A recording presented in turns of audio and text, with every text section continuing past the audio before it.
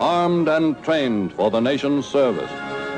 We are mustering all our resources, manhood and industry and wealth, to make our nation strong in defense. For recent history proves all too clearly that only the strong may continue to live in freedom.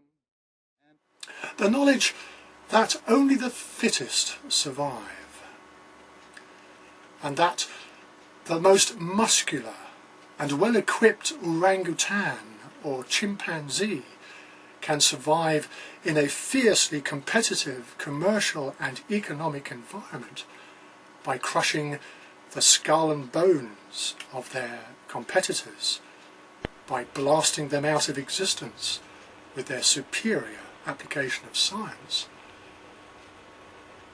That is actually all about the physical world of matter. This is the animal world of political science that marks out territories with the pen of physical power.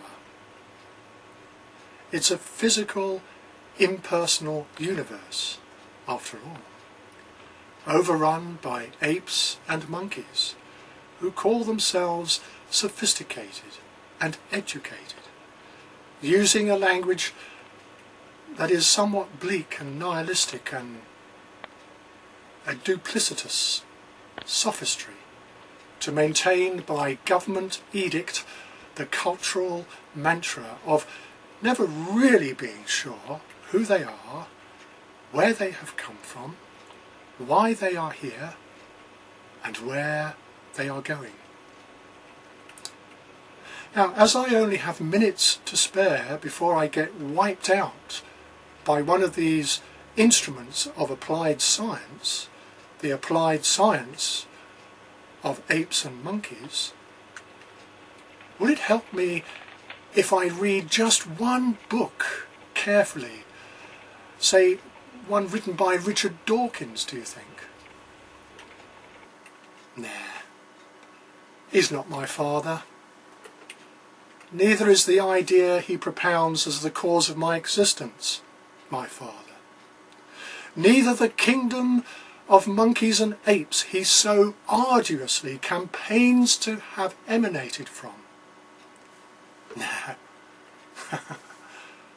God is my father, and he has shown me this more than clearly through the testimony of his Son, Jesus Christ. I'm not loved by an ideology of monkeys, nor by a regime of their militant apes, but by God, who is human and personally involved in everything I do in eternity.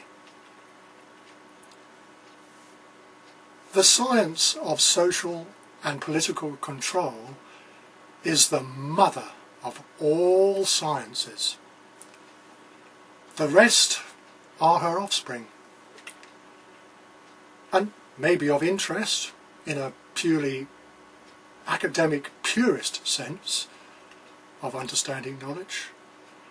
But when this pure knowledge needs to be mercilessly applied within geospheres of combatant social and political identities, its otherwise colourful and fragrant aspect, the form in which it is taught to children, becomes distinctly less attractive when its grey mathematician and grey military strategist syndicate entire academic institutions to help create a world of grey anodyne solutions to the smell of burnt corpses their competitiveness has created. Technicians and alchemists from every corner of Mr. Dawkins' animal kingdom ruthlessly sell their academic excellence to political and ideological tyrannies that reward them with incredible bonuses. Pretty little hats that they put on their head, and lovely gowns with ermine and fur. And give them lofty places of political power, so that their skills can be used to advance the physical force, if necessary, the ideological belief system of their privileged class and rank. The rest can rot in hell. In the context of any historical narrative, therefore, including Judaism, the life of the ape turned sophisticated talking ape, the picture of evolution becomes clearer still, like a high-resolution disaster movie. When the veneer of objective science is peeled away, and the ever-present substrate of a feral, uncivilized animal is exposed that lies just beneath the surface, one can see in broad daylight the DNA of animal behaviour, which is the DNA that gives shape, meaning and form to the life and narrative of nations that pursue an unsustainable consumption of each other's harvest, and using violence when resistance is met. According to the theory of evolution, therefore, the Pharisee in Jesus' day behaved like an evolved ape when they crucified him. When the skilled technicians and military strategists of a Roman cult of war and destruction conspired to send their obedient apes and monkeys and chimpanzees to trample on Jerusalem. In fact, the only human who has ever walked this planet is Jesus Christ. The rest is a historical narrative of the sophistry of apes, monkeys, orangutans and chimpanzees. Evolution. I'm not so sure now if I really like the concept of this evolutionary model, let alone its implications for the future of those who believe in following a human. I'm hardly convinced that there is any point in trying to understand the esoteric and specialized knowledge by which tribalism is perpetuated.